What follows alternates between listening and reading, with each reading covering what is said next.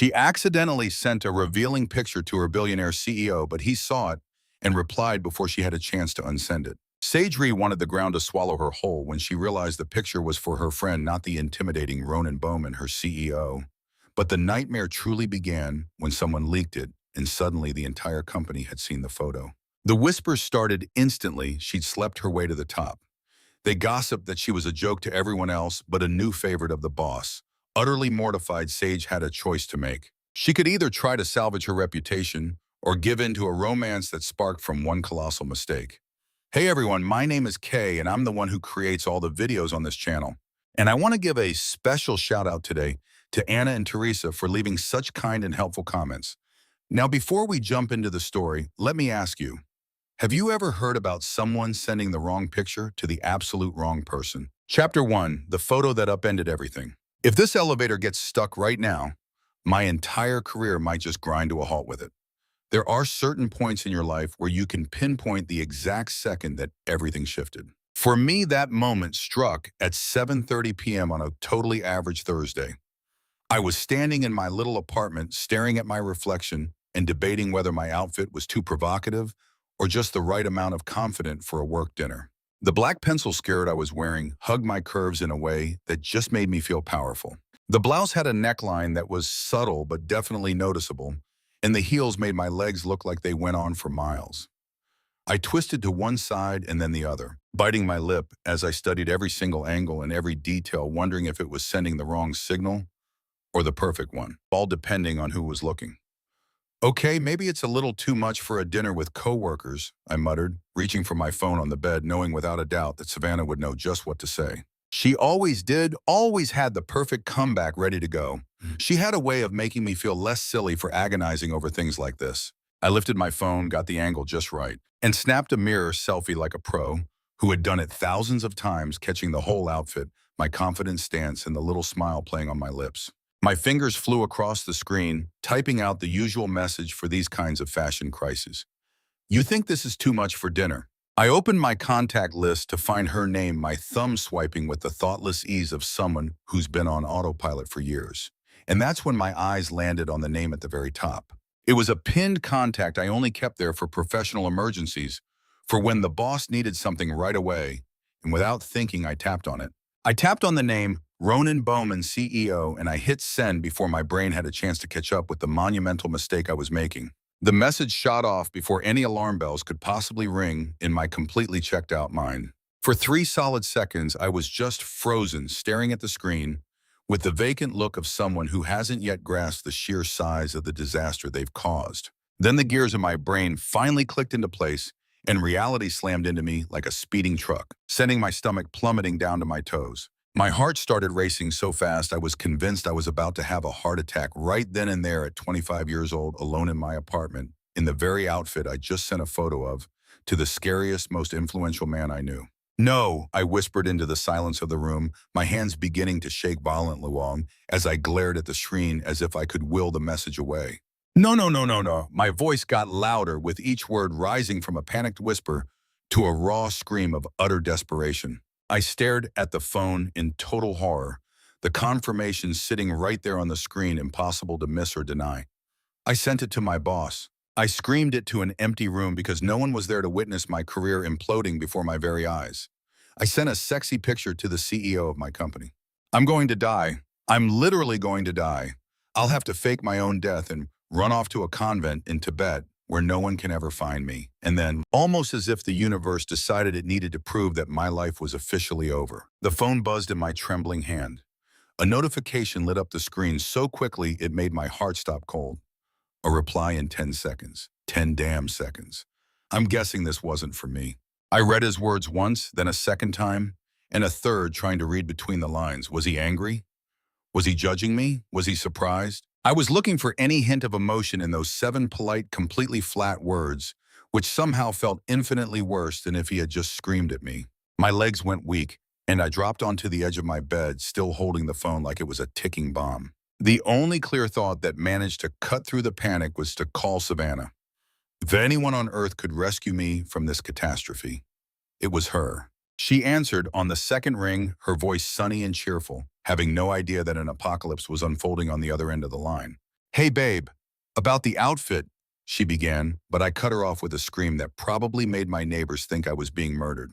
Savannah, I sent the picture to the CEO. A brief 2-second silence hung in the air before her voice returned, completely transformed, laced with disbelief and raw shock. What do you mean you sent the picture to wait to Ronan Bowman? She practically yelled back, and I could vividly imagine her horrified face. He replied in 10 seconds. I managed to get out in a jumble of words, feeling the sting of tears in my eyes as the situation sank in even deeper. 10 seconds, Savannah. What kind of work-obsessed millionaire CEO answers a text message in 10 seconds? Okay, breathe. Just breathe. She tried to soothe me with her logical voice, the one she always used when I was freaking out. What did he say exactly? I read his message to her, and after a short pause, Savannah answered, trying her best to sound positive. Well, that's really polite. It could have been worse. Worse. I nearly screamed, leaping up from the bed to pace around my tiny room like a caged tiger. Savannah, I'm going to have to quit my job tomorrow. How am I supposed to even look at him?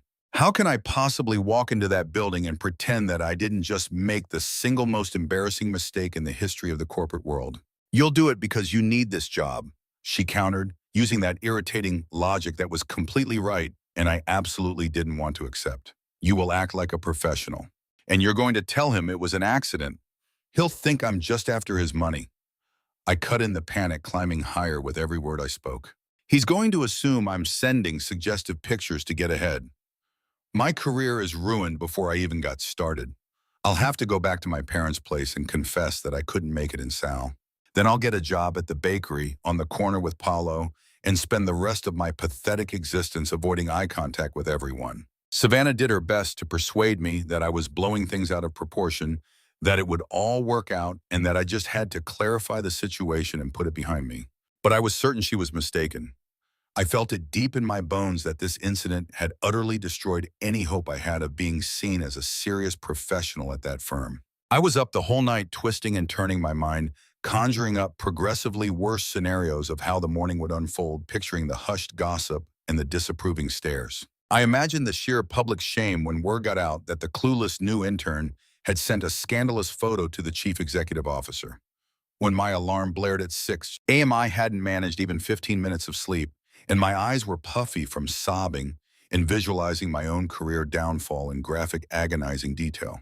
I got to the office way earlier than usual with the flimsy plan of trying to miss him in the corridors or the elevators, or any place else where I might have to face those piercing eyes that would surely see me as nothing more than a cheap opportunist.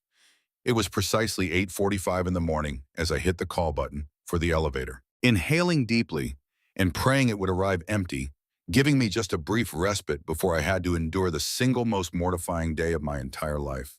The doors slid open with their familiar chime, and my heart just seized up when I looked inside. Ronan Bowman was standing there by himself, dressed in a flawless dark suit, his posture straight and self-assured as he leaned nonchalantly against the side of the car. He had that icy stare that could dissect a person's soul with the sharp accuracy of a man used to instantly sizing people up. I was completely paralyzed in front of the open elevator, my feet feeling like they were cemented to the floor. The air trapped somewhere in my chest while my brain screamed at me to bolt, to act like I'd left something behind, to invent any reason not to step into that cramped, suffocating box with him. But it was too late to retreat. He'd already noticed me, and turning back now would be even more pitiful than just getting in and handling it like the grown-up professional I was supposed to be. So even as every fiber of my being screamed at me to run away, I walked into the elevator with shaky steps, moving to the corner furthest away from him. The doors slid shut behind me, sealing us in a space that suddenly felt far too small, too close for comfort, and way too thick with the tension radiating from my utter mortification. "Good morning, sir." I squeaked out, my voice emerging as a strangled whisper that sounded anything but professional. He stared at me with an intensity that sent my stomach into a nosedive. A calculated silence hung in the air before he finally spoke. Every single syllable was articulated with a precision that seemed to hold a much deeper meaning. "Miss Ree." Another silence. I was sure my heart was pounding so hard he could hear it. "Is it common for you to mix up your contacts? Or was I just the lucky recipient?" My entire face flushed crimson as a torrent of words spilled from my mouth, a frantic attempt to explain that likely only dug my hole deeper. "Sir, that was a total accident. I was not trying to. I would never do something like that. I am not looking for any sort of special treatment. That picture was for my friend Savannah for an outfit for her dinner, and I tapped the wrong name because I wasn't paying attention and breathe. His interruption cut through my rambling, and his voice carried a different quality now. It was something that sounded almost like genuine concern. I blinked, dazed, my heart still hammering against my ribs and my breathing all out of whack. I'm sorry, I was able to ask. You're going to faint if you don't stop talking long enough to take a breath. Then his tone softened, becoming less formidable, almost kind in a way that only amplified my confusion. It was an accident, I get it. The elevator reached my floor with its typical ding, and the doors slowly parted, but I remained frozen for a moment longer, staring at him with a mix of astonishment and profound relief. Have a nice day, Miss Ree, he said. And there was something about the way my name rolled off his tongue that made my stomach do a little flip. A flip that absolutely should not be happening because of my boss. I stepped out of the elevator, feeling a bit lightheaded and completely stunned as the doors closed, leaving me by myself in the silent hallway while my mind scrambled to make sense of what just occurred. He was nice about it, I muttered aloud, still finding it hard to believe. Sage, what's with the red face? A colleague inquired as she walked past me, a curious look on her face. Oh, nothing, just took the stairs. I lied far too quickly. Lots to do. I then hurried off toward my cubicle, feeling as if I just had a near-death experience, yet knowing somewhere inside that this situation was a long, long way from being resolved. Chapter 2. Pointless Meetings. Be careful, Miss Ree. Some opportunities can alter more than just the bottom line. The next week was supposed to be a return to normalcy, a chance for me to catch my breath and put the whole elevator disaster behind me. But fate apparently had a different script in mind for me. A script where Ronan Bowman decided my very existence warranted his focus in ways that were becoming more bewildering and unsettling by the day. At 10 in the morning on Monday, I was at my cubicle attempting to concentrate on a spreadsheet of engagement metrics when his email landed, causing my heart to do the familiar leap that was now my standard response to seeing his name. Miss Ree, I need the report on social media engagement. My office, 2 p.m. I scanned the brief message 3 times, and with each pass, my bafflement and anxiety skyrocketed because his request made absolutely zero sense in the company structure I understood. During my lunch break, I sat across from Savannah in a booth at the little diner around the corner, my salad untouched as I waved my hands around trying to convey how utterly perplexed I was. Savannah, he wants a report from me, I said, my tone dripping with disbelief. I'm the intern. There are 3 different senior managers who handle this stuff. So why on earth would he summon me to his office to present information that isn't even part of my job description? Savannah took a bite of her sandwich, looking way too calm for someone witnessing my full-blown meltdown. With a little shrug and that knowing smile of hers, she offered, maybe he was just impressed by your work. But the way she said it hinted she was imagining scenarios that were anything but professional. Or he wants to fire me himself just to make a point, I shot back, my stomach churning at the very thought. You know, to show everyone what happens when an intern sends the CEO an inappropriate picture. Next thing you know, my head's mounted on his wall as a warning. Savannah chuckled, but I was dead serious. The thought of that meeting filled me with pure dread. Promptly at 2 o'clock, I found myself standing outside his office. I was gripping my neatly prepared folder so hard my knuckles had turned white, trying to inhale some courage and muster up any ounce of professional composure I could fake. Right then, I rapped on the door, and a deep, measured "come in" sent a shiver down my spine that I pointedly chose to ignore. I walked into the room, keeping my back straight and my face a perfect mask of neutrality, determined to look like the epitome of professionalism, even with my heart pounding like it was trying to break out of my chest. Sir, I have the complete quarterly analysis comparing this year to last, along with 3-month projections based on current trends and several suggestions for improving our content strategy. The words tumbled out of me in a rush as I set the folder on his desk with painstaking care. Ronan sat behind a massive desk that seemed to amplify his already formidable presence. When he lifted his gaze to meet mine, his expression held a new quality I couldn't quite place. At ease, Miss Ree. This isn't an interrogation, he said, his voice laced with an almost playful tone that just made my shoulders tense up even more. Of course, sir, I responded on autopilot, but I stayed rigid as a board, my hands clasped before me in what I'm sure was an absurdly formal pose. He studied me for another moment before his next question, which felt deliberately pointed. Do you always address your superiors as sir, or is that a recent development? A hot blush immediately spread across my cheeks because we both knew precisely what he meant by recent. He was talking about the one incident I was trying my hardest to erase from my memory, but it was clearly hanging in the air between us. I've always had respect for the chain of command, sir. I managed to squeak out, my voice pitching higher than usual. He made a thoughtful noise that felt loaded with far more meaning than a single sound should. Please continue with your presentation.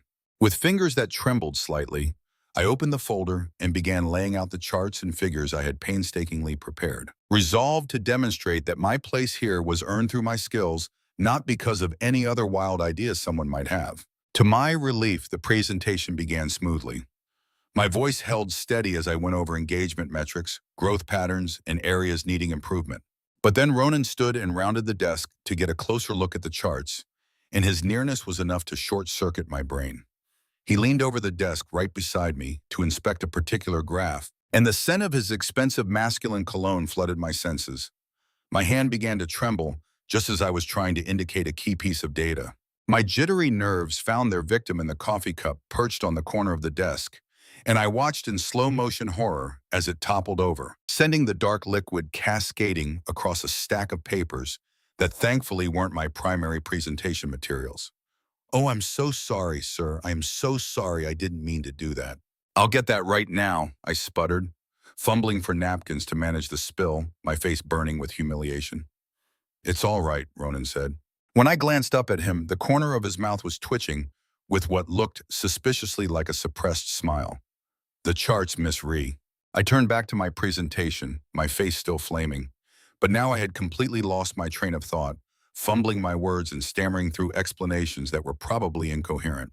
And with every move he made or question he asked, I'd reflexively call him sir at a rate that was becoming absolutely absurd.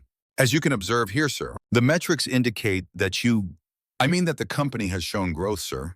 And if you'll notice this particular chart, sir, I must have said sir at least 47 times in 20 minutes, and each time I did, I just wanted to crawl under the desk and vanish. All the while, Ronan watched me with an intensity that felt like he was peering directly into my mind, and there was something in his gaze that sent my stomach flipping in a very unprofessional way.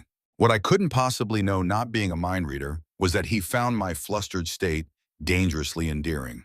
That every stammer and blush was chipping away at his formidable self-control. When I at last concluded the presentation, feeling completely emotionally drained, Ronan remained silent for what felt like an eternity. Thank you, he said at last, his voice low and steady. The report was impressive. Thank you, sir, I answered by rote, hastily beginning to collect my papers. Am I dismissed? You are, he said, pausing. I was nearly at the door when his voice called out.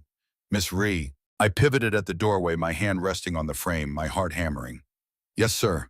Am I to assume all of your presentations are meticulously prepared? The way he drew out the words meticulously prepared sent my mind reeling straight back to that photo, to the outfit I'd so carefully selected, and I nearly choked. Yes, always professional, sir. I managed to get the words out before practically bolting from the room. I heard the door click shut behind me as I all but flew down the hall. What I missed was Ronan alone in his office, a faint smile touching his lips as he murmured a single word to himself, interesting. Then on Tuesday, another email landed in my inbox. This time I couldn't suppress a groan of frustration as I read the subject. Input needed on new campaign, conference room B, 4 p.m. He has to be doing this deliberately. I nearly shrieked into the phone at Savannah during my break, wearing a path in the pavement of the parking lot. There is no other rational explanation for this. He's tormenting me. This is payback for the picture. He's just going to keep summoning me to pointless meetings until I lose my mind and resign. But when I was summoned to yet another meeting on Wednesday, things took an unexpected turn. It was a moment that shifted everything between us in a way I never saw coming. When I walked in, Ronan was already at the head of the conference table. He slid a document toward me with the effortless air of a man who was used to being in charge. Miss Ree, what are your thoughts on this proposal? I took the folder and began to read. And as I scanned the pages, my professional mind instantly kicked into gear, breaking down the campaign's strengths and weaknesses, spotting holes and openings that felt glaringly obvious to me, yet had clearly been overlooked. It's adequate, sir, I answered, choosing my words carefully. After all, ripping apart someone's work probably wasn't the brightest idea for an intern. Adequate Ronan echoed a clear challenge in his tone. Is that your professional opinion? I bit my lip, glancing down at the document again. It occurred to me that if he was pressing the issue, maybe he actually wanted my real opinion, not just some hollow praise. Well, sir, if I could make a suggestion, I began tentatively, but then the words just started pouring out. The proposal is too focused on traditional metrics and completely overlooks the potential for organic social media engagement. If we shifted some of the budget towards micro-influencers, instead of dumping it all into paid ads, we could get a much wider reach with a more targeted and genuinely interested audience. I just kept going, laying out all my ideas, explaining how a few strategic tweaks could maximize our return on investment. And as I talked, I realized Ronan was looking at me differently. It wasn't that look he usually gave me, the one that made me feel like a flustered intern who just messed up badly. This was something deeper, more thoughtful, almost like he was truly seeing me for the very first time. An interesting perspective, he said once I was done. And there was a sincerity in his voice that made my heart pound for entirely new reasons. Sorry if that was too much, I mumbled, slipping back into my default apology mode. Don't apologize. His voice was firm, almost a command. Your ideas have value. And right then in that instant, something shifted between us. The tension that was always there suddenly had a new dimension. It wasn't just my own anxiety and embarrassment anymore. A mutual respect was starting to blossom. It was a kind of chemistry that moved past awkwardness and into uncharted territory. Implement these changes, Ronan said, catching me totally off guard. Under your supervision. I blinked, sure I'd misheard him. My supervision. Unless you'd rather go back to filing reports for other people. And for the first time since that cursed photo blew up my life, I gave him a genuine smile. A real one, not born from nerves or professional obligation. It was pure, honest gratitude for the chance he was giving me. No, sir.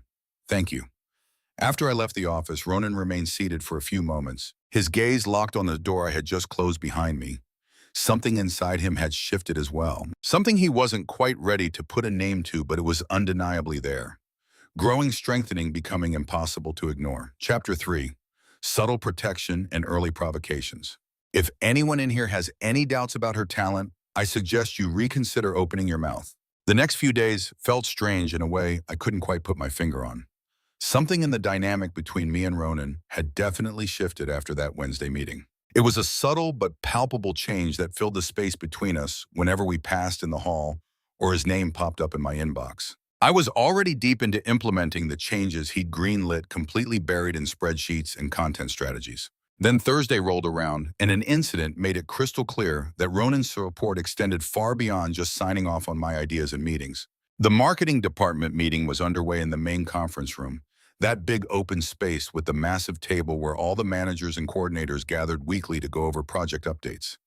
I was just there as an assistant, taking notes and trying to be a sponge. Across the table from me sat Levi Hartwell, the marketing director somewhere in his 40s who was notorious for his inappropriate behavior with the younger women on staff. And I had made it a priority to keep a wide berth from him ever since I started. The meeting was wrapping up when he called out to me, his voice dripping with a tone that made my skin crawl. Sage, sweetheart, why don't we go over your campaign in more detail back in my office? The look he gave me, along with the offer, was anything but professional.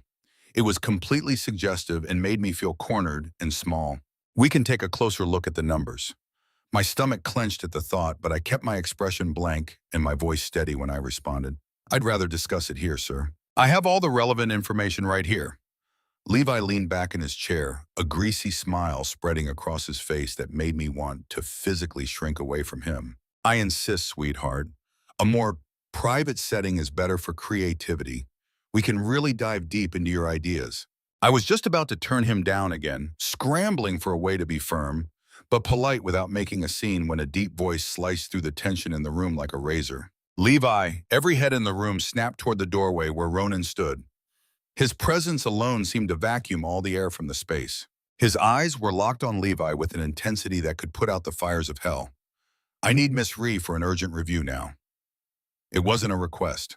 It was a direct, undeniable command, and the weight in his voice made even Levi flinch back in his seat. Of course, Ronan, Levi answered, but his voice was laced with poorly hidden annoyance. We'll pick this up later, Sage. I shot to my feet, gathering my papers in a hurry that must have screamed how relieved I was to have an escape route, and followed Ronan out of the conference room, my heart hammering against my ribs, not just from the scare, but from his perfect timing.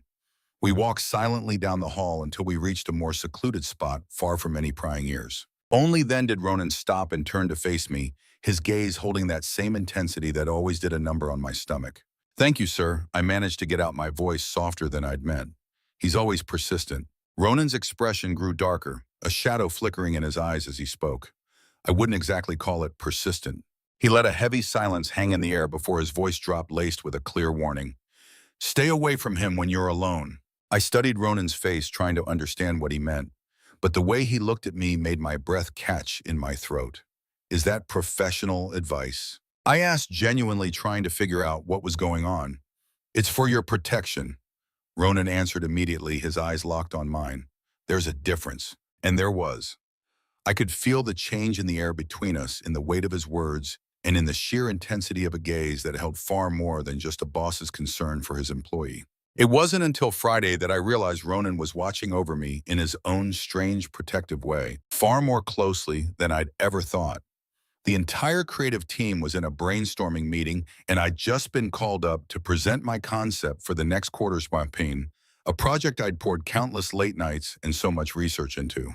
I walked them through my entire concept, breaking down every single detail of a strategy that merged digital marketing with real-world activations, illustrating how we could tap into a much larger audience on a smarter budget. When I was done, the room went dead silent, and for a horrible second, I thought I had failed completely. That's when Marcus, one of the senior managers, leaned back with a smirk. I instantly knew spelled trouble. "Interesting," he began, his voice slow and deliberate. "It's a very polished version of the concept we went over in the management meeting yesterday. You did a great job grabbing the essence of it and running with it, Sage." My heart sank. The shock felt like a punch to the gut because what he'd just said was a complete outrageous lie. That idea was 100% mine, pieced together over weekends and through sleepless nights. And he was trying to steal the credit for it in front of everybody. Actually, I started to object, but was cut off by a voice that sliced through the tension with pure authority. "Ms. Ree," Ronan said. Every head turned to him, sitting at the far end of the table. His relaxed posture somehow looked more intimidating than if he'd been tense. "Walk us through your creative process from the very beginning." I met his eyes, and something in his stare gave me a jolt of courage. I knew with a silent certainty that he understood exactly what was happening and was giving me a chance to prove it. "Well," I started, my voice growing steadier as I went on. "I noticed a gap in the market research from 2 weeks ago where it showed we were underestimating our target audience's engagement across multiple platforms. I spent my weekend analyzing demographic and behavioral data, cross-referencing it with current consumer trends, and built a framework that would synergize our digital and physical interactions. I continued laying out every single step of my process, every strategic choice, and every technical detail that proved without any doubt that the idea came from my mind alone. As I spoke, I watched Marcus's face grow tighter and tighter. When I finished this time, the silence was different. It was filled with respect. Ronan nodded slowly. "Excellent. We'll move forward with it under Ms. Ree's leadership." He paused, pinning Marcus with an icy glare that made the manager physically shrink in his seat. With full credit given to her. The meeting ended not long after. As everyone was filing out, I stayed behind to gather my papers, adrenaline still humming in my veins. That's when I noticed Ronan had stayed behind as well. "Sir," I said, turning toward him, "thank you for letting me explain myself, for giving me the opportunity to show it was my work." Ronan met my gaze with that intensity that always made my heart pound. He closed the distance between us in a few short steps, making the air feel suddenly thick and charged. "You don't need to thank me for something that is rightfully yours," he stated, his voice low and firm. Then came that pause, the dangerous kind, that seemed to hold 1,000 unsaid words. "Should I take it that your ideas are always so well-developed?" The particular way he said developed made my mind instantly flash back to the photo, to all the effort I'd put into choosing that outfit, the meticulous attention to detail that had backfired so spectacularly. My face flushed beet red in seconds. "I always do a lot of research, sir." I managed to reply in a whisper, even as my brain was screaming at me to get a grip. The smile that crept onto Ronan's face was small, predatory, and sent a jolt through my stomach that was completely inappropriate for the office. "I'm sure you do," he murmured, and the low timbre of his voice made my knees feel like jelly. I thought I might faint. I mumbled some incoherent excuse and all but bolted from the room, feeling his eyes on my back until I was out of sight. My second week kicked off with another email that sent my heart into overdrive the moment the notification popped up. Ms. Ree meeting at 3 p.m. for strategic discussion. I arrived at his office at 3 o'clock sharp, trying to project an air of professionalism, even though my heart was hammering against my ribs. I knocked, and when I heard his deep, "Come in," I opened the door. Ronan was behind his desk, and as he lifted his head to look at me, there was a shift in his expression.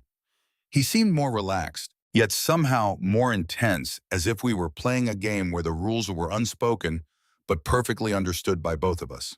"How is the campaign progressing?" he asked, gesturing for me to take the seat across from him. "Very well, sir," I answered, pulling out my tablet to show him the figures. "The preliminary metrics are very promising. We're already seeing a 15% increase in organic engagement within the first 48 hours. And your attention to visual details." Ronan cut in. The way he spoke those words made my finger freeze above the screen. "Still sharp." I swallowed hard as I felt my cheeks begin to burn. "Excuse me," I asked, knowing full well where this was headed. "Graphic design composition." He paused deliberately, fixing his eyes on mine with a focus so sharp it felt like he could read my every thought. "Visual framing is critical to any successful campaign." I knew instantly he was talking about the photo.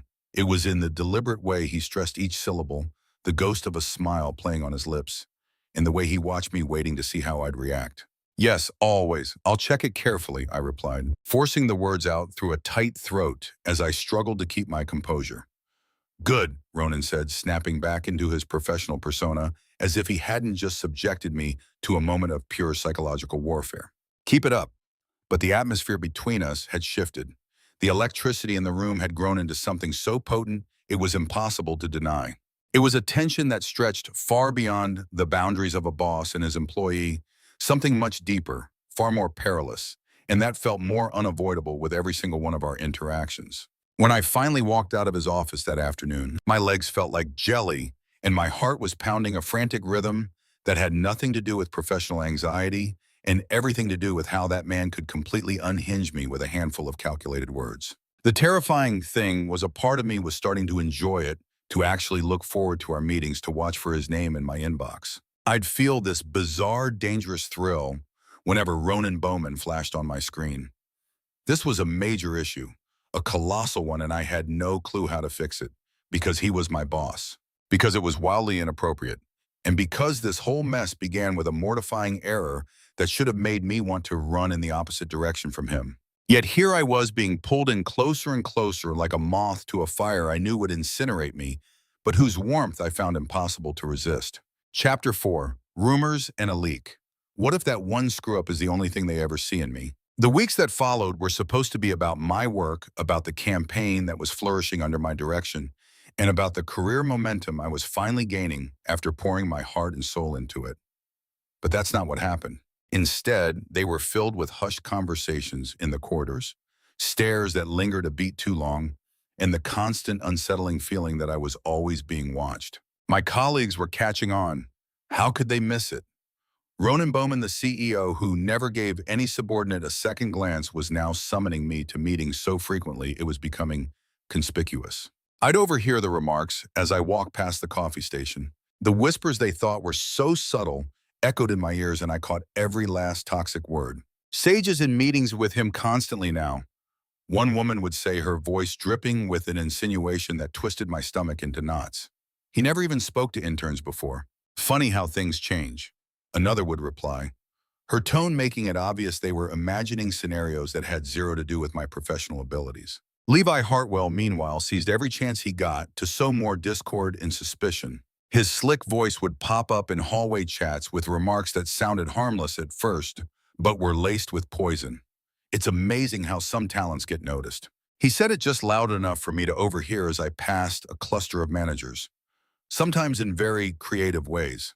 I did my best to block it out, to bury myself in my work, and let my results speak for themselves, to prove I was there on merit alone, but the glances never stopped. The gossip kept swirling, and I began to feel the crushing weight of their silent judgment the moment I stepped into a room. Savannah cornered me in the parking garage one evening, the look on my face probably telling her everything she needed to know. "You have to ignore them," she said, her voice firm, as she put her hands on my shoulders, forcing me to meet her gaze. "You're brilliant, Sage. Your work proves it. But what if they all think I'm sleeping my way to the top?" I whispered, the shame of even saying it aloud burning in my cheeks. "What if they think I'm using other tactics to get his attention? Then they don't know you at all," Savannah shot back. But I saw the worry in her eyes too.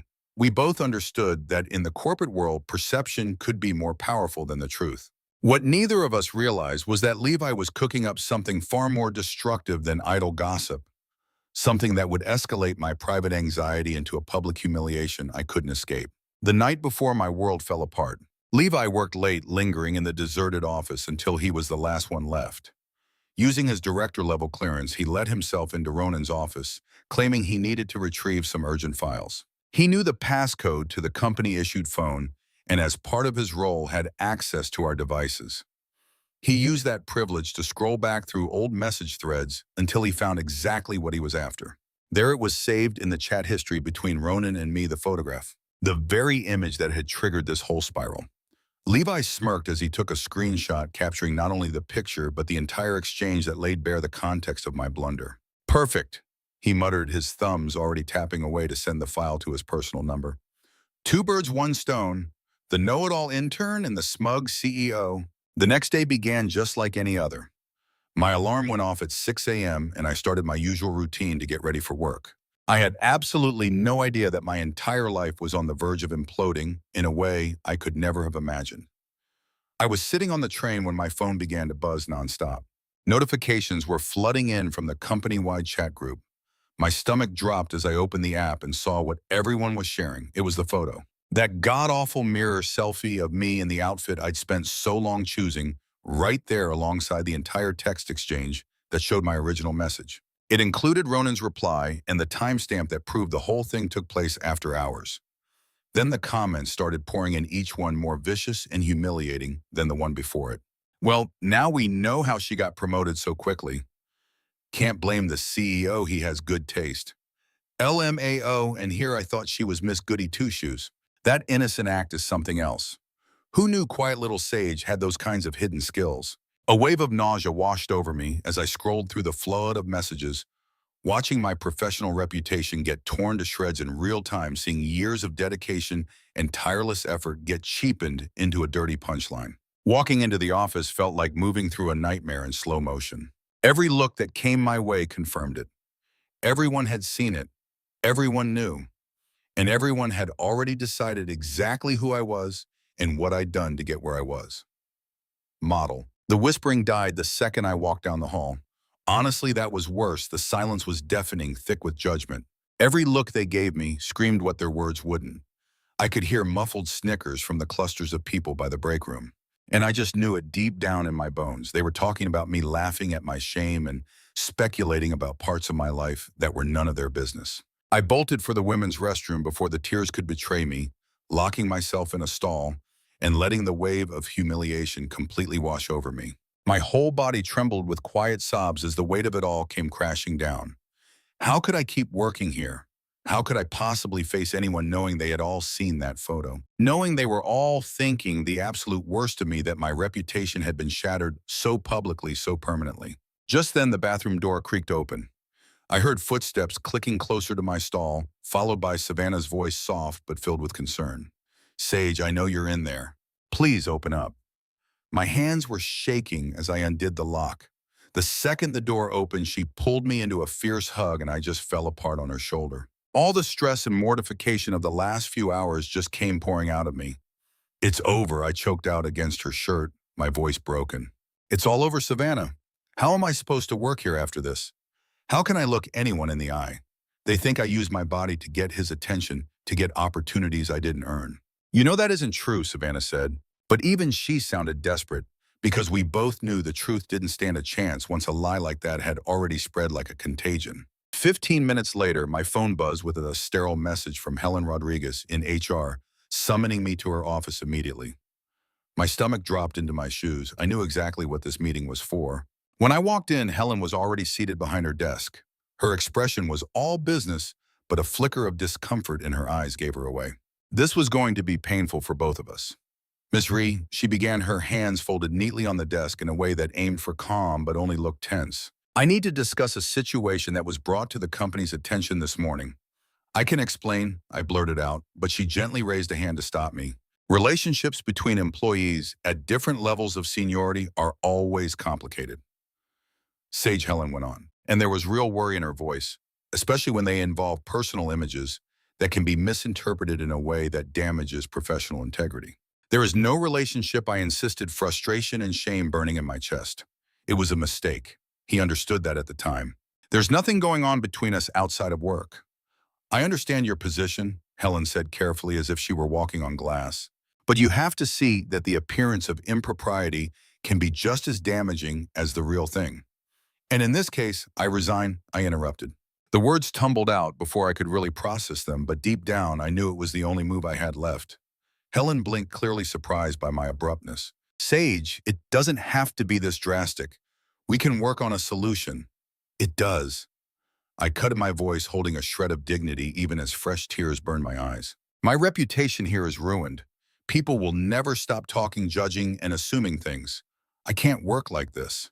I can't look at my colleagues in the eye when they think God knows what about me. So yes, I resign, effective immediately. I walked out of the HR office with my head held as high as I could manage. I went straight to my desk, gathered my few belongings, and left that building without a single look back. Each step was a strange mix of relief and pain, knowing I was escaping the humiliation, but also leaving behind the job I had loved, the opportunities I had fought for, and the dignity I had tried so desperately to protect. What I had no way of knowing was that at that very same moment, Ronan was finding out what had happened. The fury that took hold of him when he saw the photo being passed around and put the pieces together was something few people at that company had ever witnessed. He called an emergency meeting with the entire department. The moment he strode into that room, the air grew ice cold from the sheer intensity of the controlled rage radiating off him. Does anyone want to explain this? His voice was low, but it cut like a razor. How a private conversation of mine was leaked and is being spread around like cheap gossip. The silence that followed was suffocating. Nobody dared to even breathe too loud under his furious glare. Levi Ronan continued, his eyes locking on the director, who was trying and failing to look neutral. You have access to all company-issued devices. Explain why security footage shows you alone in my office last night after hours. The color drained from Levi's face and he started to stammer out a nonsensical excuse. Ronan, I would never. That doesn't prove. It proves enough. Ronan cut him off, his voice now carrying a deadly chill that made everyone in the room instinctively shrink back. You're fired. Security will escort you out. Now, and if I find out anyone else was involved in this disgusting invasion of privacy, they can go with you. Levi was publicly humiliated, marched out of the building with security shadowing his every step. Ronan then scanned the rest of the employees, his intense gaze serving as a clear warning. And if anyone else here thinks it's amusing to humiliate colleagues with private material or destroy reputations with vicious lies and baseless judgments, you can pack your things and get out too, immediately. The silence was absolute. Ronan dismissed them all with a sharp wave of his hand. Get back to work. But when he asked for me, when he wanted to find me, to explain what he'd done, Helen had to tell him that I had already left, that I had resigned and walked out of the building. And the look on Ronan's face at that moment was one of a man who had just lost something far more important than he was ready to admit. Chapter 5. He goes after her. You think I came here to fix your reputation? But what if I came because I can't lose you? Night had fallen over Sao Paulo hours ago when I heard a knock on my apartment door. It was a firm, determined sound that finally managed to pull me up from the couch where I had been curled into a ball for who knows how long. My eyes were swollen from crying and my heart was still aching with the day's humiliation. I wasn't expecting anyone, and for a second I considered just ignoring it, pretending I wasn't home. I was drowning in a familiar stew of self-pity and shame which had been my only company since getting home. Then the knock sounded again, this time with more force. I forced my legs to carry me to the door, scrubbing at my tear-streaked face with the back of my hand in a useless attempt to seem less of a wreck than I was. And when I pulled it open, forgetting to even check the peephole, my heart hammered to a stop at the sight of who was standing on the other side. Ronan Bowman was in the narrow hall of my apartment building, stripped of his usual perfect suit, wearing just a dress shirt with sleeves rolled to the elbows and dark slacks. Even so, his sheer presence consumed the small space, making the air feel thick and charged with an energy I couldn't quite identify. "Ronan," was all I could manage to say, my voice raspy from hours of crying. The shock on my face must have been so obvious it made any attempt to hide it pointless. "Can I come in?" he asked, and his tone was different, less guarded, more pressing than I'd ever heard from him before. "How do you know where I live?" The question tumbled out of my mouth before I could stop it, my mind still reeling from the shock of seeing him here at the door to my tiny apartment, so far from our corporate world, it felt like a dream. "HR," he answered plainly before repeating his question with more intensity. "Can I come in, Sage?" I instinctively stepped aside, giving him space to enter.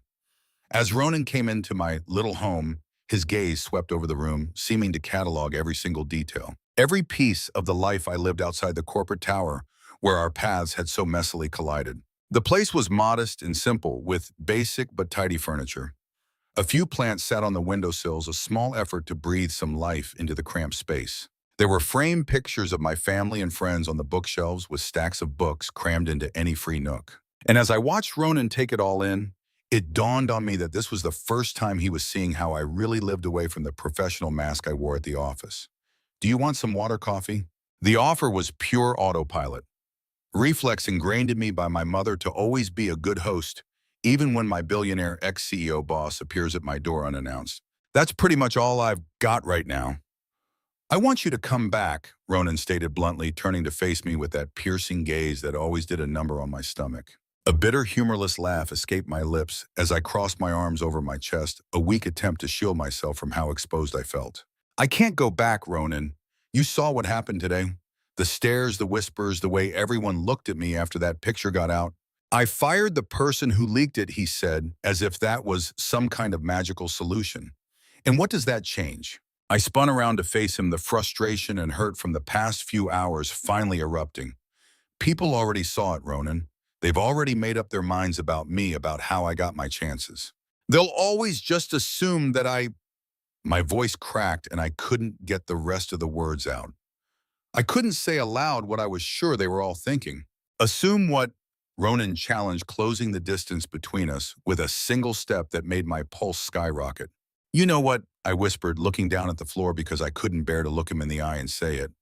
"Because of that one dumb picture, that one stupid mistake. They're always going to think that I got where I am because I was trying to use you. That I was trying to get ahead in a way that had nothing to do with my work." The silence that fell between us was heavy, thick with things left unsaid. When Ronan finally spoke, his voice was deeper, more intense than before. "I never thought you were selling yourself." I glanced up, startled by how direct he was, and something in his eyes made me forget how to breathe. "You didn't?" I asked, my voice barely audible. Ronan moved even closer, and now the space between us was so small, I could feel the warmth radiating from his body. I could see every tiny detail in those dark eyes that felt like they could see straight into my soul. "I thought you looked beautiful," he said, and each word was slow and deliberate, laced with a meaning that made my head spin and infuriated me all at once. This proximity was becoming a problem. The tension between us was a physical thing, growing with every second that we stood there, neither one of us backing away. I felt my mouth go completely dry as I asked, "Why did that irritate you?" "Because I don't get involved with my employees." Ronan answered, his voice low and steady, his gaze locked on mine with a burning intensity. "I don't lose control of situations. I don't let—" He trailed off, and I saw his eyes dip to my mouth for a fraction of a second before snapping back up to meet mine. That one tiny motion made my chest tighten. "I don't let a 5-second photo get stuck in my head for weeks," he finished. The raw, unfiltered honesty of his words completely knocked the wind out of me. My breath hitched and my heart was pounding so hard against my ribs, I was sure he could hear it. "It was stuck in your head," I repeated, finding it hard to process what he was saying. Ronan took the final step, and now if I breathed too deeply, our bodies would touch. The air was so charged, it felt solid, a tangible force that was impossible to ignore. "Every single night," he admitted, his voice dropping to a register that made my stomach flip in a way that had absolutely nothing to do with work-related stress. "And it wasn't because of the dress, even though it was stunning. It wasn't—" I whispered, my own voice a thin thread of sound. "It was your smile," Ronan went on. There was a raw quality to his voice now, A vulnerability that felt like he was sharing a piece of himself he almost never or maybe never showed anyone. You looked happy in that picture, confident, free, a world away from the quiet, serious woman who's always so formal around me at the office. He paused, his gaze tracing the features of my face as if he were trying to commit them to memory. It was the first time I saw the real you, Sage. Not the perfect intern trying to make an impression, not the diligent professional giving a presentation. Just you, genuine and beautiful. And for reasons I can't quite figure out, that image has stayed with me. The moment was escalating, becoming something far more dangerous, and I felt it when Ronan lifted his hand, his fingertips brushing lightly against my cheek. The simple touch sent a jolt through me like a surge of electricity. We were standing so close, much too close, and I knew with absolute certainty that if I didn't pull away right now, something was about to happen. Something that would fundamentally change everything between us in a way from which there would be no turning back. I stumbled back, putting some distance between us because I needed room to think, to breathe, to sort through everything that was happening. Ronan, I managed to say, my voice trembling. This isn't how I want to advance in my career. I can't have people looking at me and assuming I only got ahead because I was involved with my boss or that I used my looks or emotional games to get opportunities. And I don't want you to get ahead because of me, Ronan answered right away, his voice firm and completely genuine. I want you to succeed because you're better than anyone else at that company, because you've earned every opportunity you've been given and all the ones you're going to get. He stopped for a moment and his voice was full of utter conviction when he went on. Because in just 3 meetings, you produced more original and brilliant ideas than my senior team has in 6 months. Because you push back against established thinking without any fear of looking arrogant. Because you work harder than anyone I've ever known. Because your dedication is real, not just for show. I felt tears starting to burn my eyes. But for once, they weren't tears of shame or humiliation. They came from a different place, one that felt an awful lot like hope.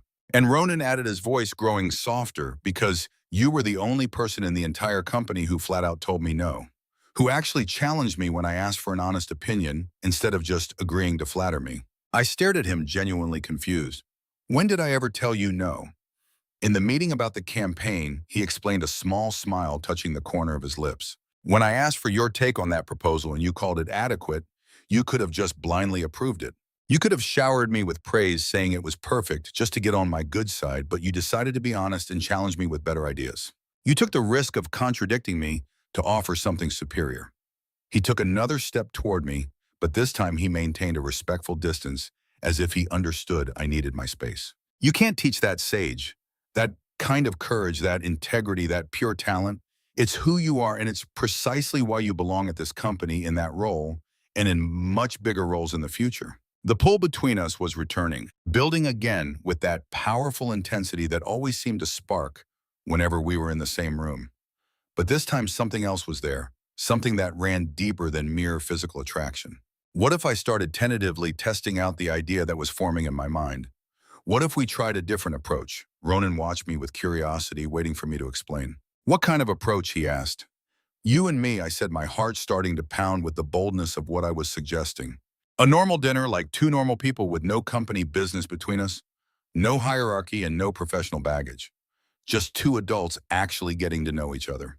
I saw a shift in Ronan's expression, a look that was a mix of surprise and sincere interest. I'd be open to that idea, he said slowly, if we were normal people. A little laugh escaped me, the first genuine one I'd had since this whole mess began. We can pretend for a night, I proposed, a hint of hope in my voice. We can just be Sage and Ronan, not the intern, and the CEO, not the subordinate, and the boss. Just 2 people trying to figure out this thing that's happening between us. Ronan closed the space between us, and this time when he lifted his hand to my face, I didn't pull back. I let his fingers gently trace a line along my cheek while he stared at me with an intensity that made my pulse race. One night, he agreed, his voice low and husky. Then he gently took my hand, raised it to his lips, and placed a soft kiss on my knuckles. And that simple, old-fashioned gesture made my stomach flutter in a way that more forceful kisses never could. Tomorrow night, Ronan said, still holding my hand, 7 o'clock, at a restaurant where no one from the office ever goes, where we can just be ourselves without worrying about who might be watching or passing judgment. Okay, I consented, my voice barely a whisper. Ronan stayed for a few more minutes, and we talked about things that had nothing to do with work. about books we loved, places we wanted to see, and dreams and ambitions that went far beyond corporate titles and career goals. And after he was finally gone, leaving me alone in my apartment once again, I no longer felt as shattered and humiliated as I had when he first showed up. Something was different now. It felt a lot like hope, like a possibility, like the chance that maybe the disastrous mistake that started all of this could evolve into something else entirely. Something that might be worth the risk, despite all the hurdles that were still in the way. Chapter 6, The Truth Behind the Conspiracy. We had dinner the night before, and it was simultaneously everything I didn't expect and exactly what I needed. We spent hours in genuine conversation, managing to see each other as real people away from the corporate environment that had complicated everything from the very beginning. But reality came crashing back when Ronan called me the next morning with news that totally changed the entire landscape of the situation. The investigation has gone deeper, he said, getting straight to the point, his voice taking on that familiar business tone. Levi didn't do this alone, Sage. There are board members involved. They're trying to use this scandal to challenge my leadership of the company. My stomach dropped at that revelation. This was so much bigger and more complex than just a bitter director leaking a photo to make trouble. What do you mean challenge your leadership? I asked, sinking onto the side of my bed. My legs suddenly felt too weak to hold me. They want to use the appearance of impropriety of an involvement with a subordinate to argue that I'm losing control, that my judgment is clouded. Ronan explained. I could hear the restrained frustration in his voice. It's corporate politics at its absolute worst, Sage, and you're being used as a pawn in their game. 2 hours later, I was sitting in an intimidating boardroom on the top floor of the main office, surrounded by men in suits who looked like they were straight out of a movie about hostile takeovers. And from the way they looked at me, it was clear they saw me not as a person, but as a lever they could pull to get what they wanted. One of the members of the board, a gray-haired man with a stern look who exuded authority and arrogance in equal measure, cleared his throat to begin his interrogation, which was disguised as a civilized chat. Miss Reese, thank you for coming in today. He started, his voice dripping with a condescending tone that instantly put me on the defensive. We'd like to get some clarity on the precise nature of your association with Mr. Bowman. Despite the wild hammering in my chest, I sat tall and kept my voice steady as I answered, there's no relationship of the kind you're implying. What we have is a mutual respect for each other's work and an acknowledgement of our professional abilities. The man shot a look at the other board members, a calculated pause before he pressed on. And yet the photograph that's been making the rounds hints at something far more personal than a professional connection. Wouldn't you agree? A wave of heat washed it over my face, but I refused to look away or feel ashamed for what was a simple, honest error. That photo suggests I made a mistake and sent a private message to the wrong person. I stated, gathering every ounce of composure I had. That's all it was. The situation was cleared up immediately. We both recognized it as an error, and it should have been a private matter, if not for a serious breach of my privacy. A different man at the table leaned in, steepling his fingers in a gesture meant to look relaxed, but felt completely staged. What about your numerous meetings with Mr. Bowman, or the opportunities that so conveniently opened up for you in the weeks that followed? Their implication was unmistakable, and a hot surge of anger rose inside me. They were trying to dismiss all my effort, my commitment, and my skill as nothing more than a sordid tale of sleeping my way to the top. Those meetings were strictly about business. They were about projects I was given because my ideas brought tangible value to this company. I shot back, my voice gaining strength with my rising anger. And those opportunities came about because I produced results that went above and beyond what was expected, not because of any of the filthy suggestions you're making. The first man spoke again, his tone shifting to something more direct, more menacing. Miss Reese, you're a young woman. You're just starting your career. We can imagine situations where you might have felt pressured, where the power imbalance in a professional setting made it difficult for you to turn down certain advances. And just like that, it all clicked into place. I saw the game, the role they had cast for me in their little corporate drama. They were trying to get me to ruin Ronan, to say he'd pressured me inappropriately. They wanted me to paint a picture of subtle harassment, of him abusing his authority. They wanted to twist my mistake into a weapon to oust a CEO who was obviously standing in the way of their agenda. Yeah. Inappropriate pressure, I echoed it, letting the words hang in the air for a long moment before I went on, my own resolve surprising me. The only inappropriate pressure I've been under is being judged for one missent photograph. It's having my privacy invaded, my character assassinated, and my skills questioned, by a room full of people who'd rather listen to salacious rumors than acknowledge actual talent.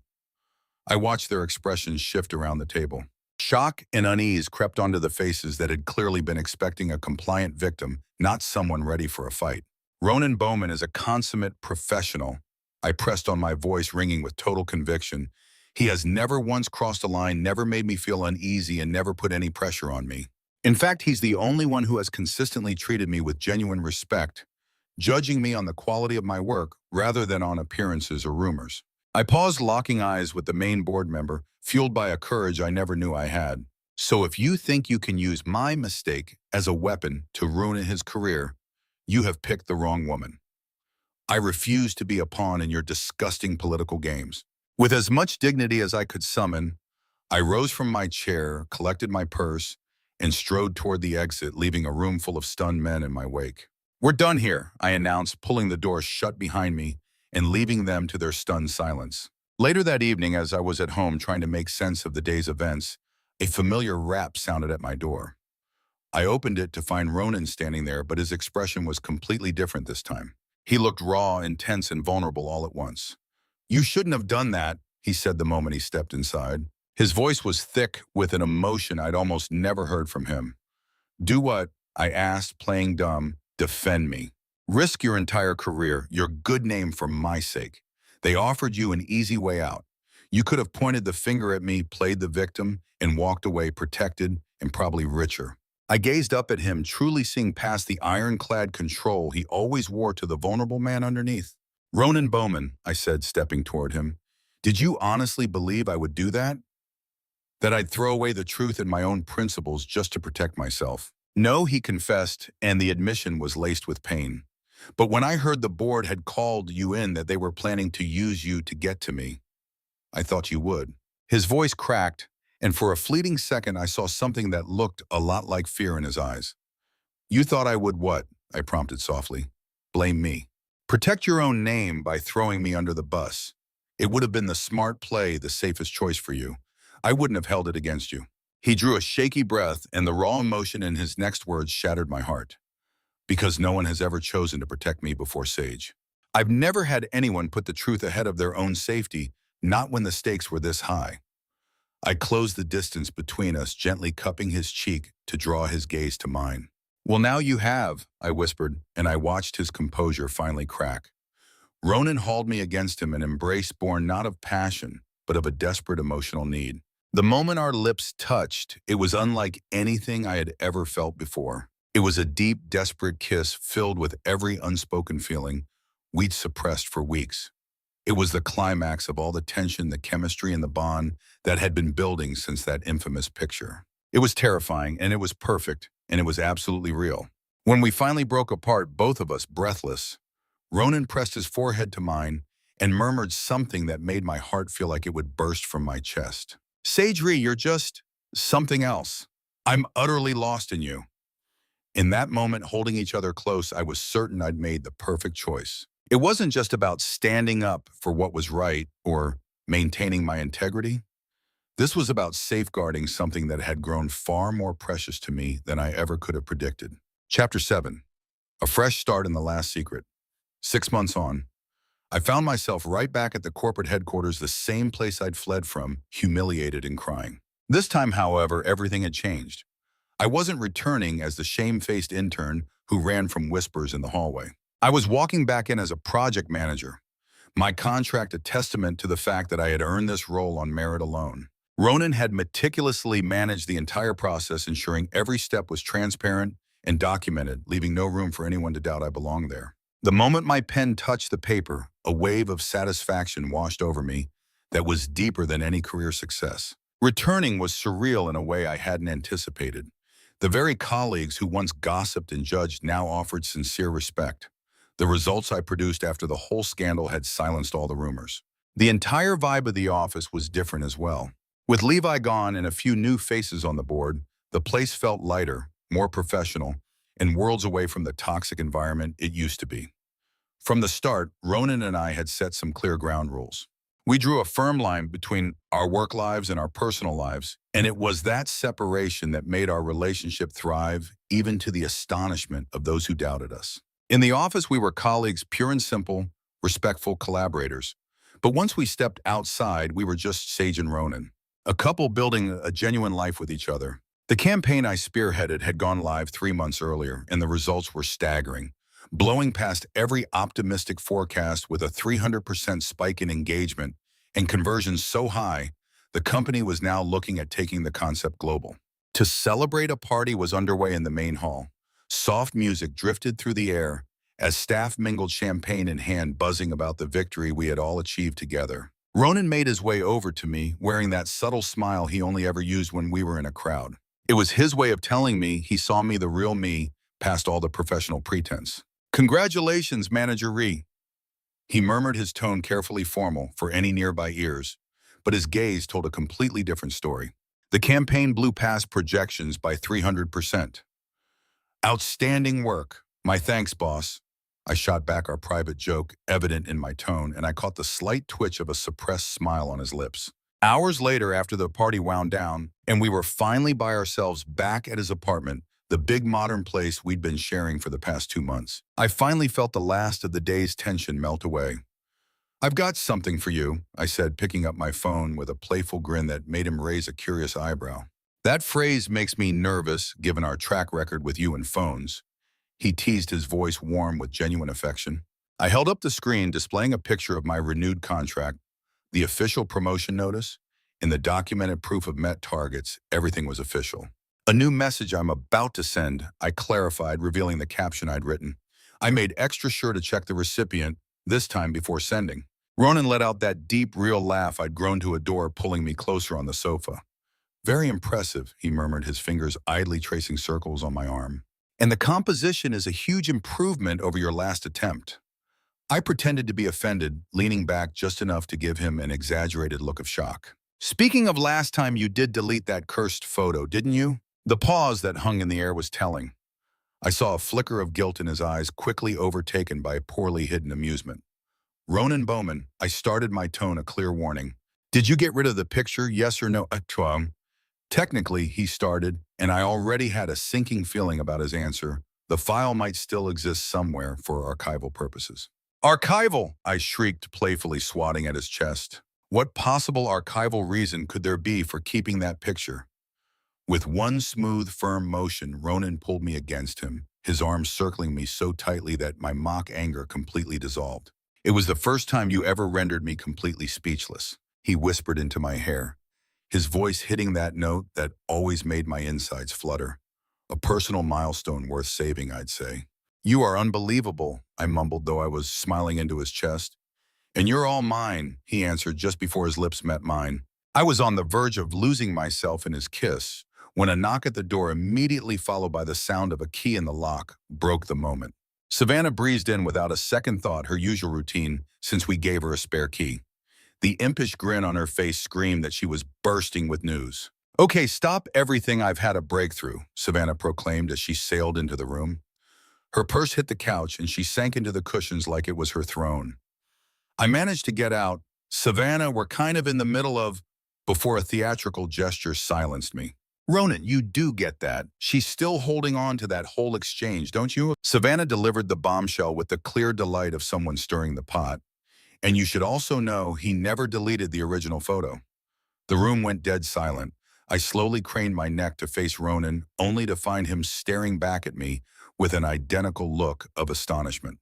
"You never got rid of it," we both blurted out in unison. "Neither of you did." Savannah burst out laughing, clearly enjoying our shared bewilderment. "You two are hopeless, a perfect match." Ronan and I exchanged a look. And then we couldn't help but laugh along with her, because she had a point. It was both pathetic and perfect. "Well then, we're hopeless together," Ronan said, drawing me back into his embrace. "Absolutely hopeless," I concurred, letting my head rest on his shoulder. "Finally," Savannah cried out.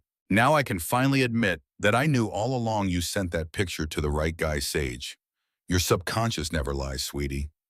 "What are you talking about?" I nearly yelled, whipping my head around to stare at my best friend in utter disbelief.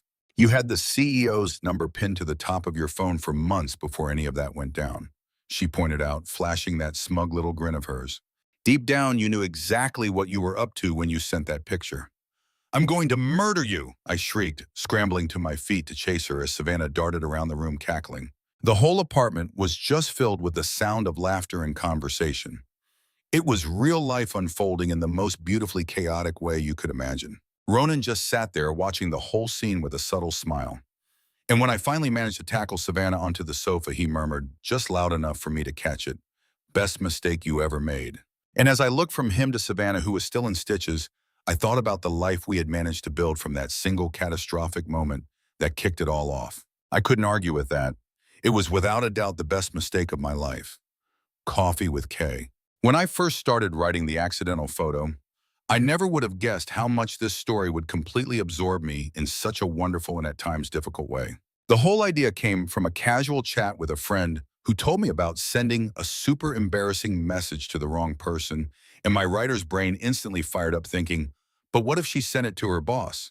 Writing from Sage's first-person perspective was a really intense journey. I had to experience every cringe-worthy moment, every single flutter of her heart when Ronan appeared, and every conflicting thought that raced through her mind. There were days I would finish a chapter with my own heart pounding, completely lost in the emotional tension I was building. My biggest struggle was finding the right balance between their explosive chemistry and Sage's own professional journey. I was determined not to let her become just another girl falling for her powerful boss. I needed her to be brilliant, talented, and worthy of every single opportunity, completely independent of him. That's the reason I invested so much time in showcasing her ideas, her work ethic, and her genuine competence. Crafting Ronan's character was an absolute delight. I wanted to create a CEO who was both powerful and intimidating on the surface, but who also had these hidden layers of vulnerability.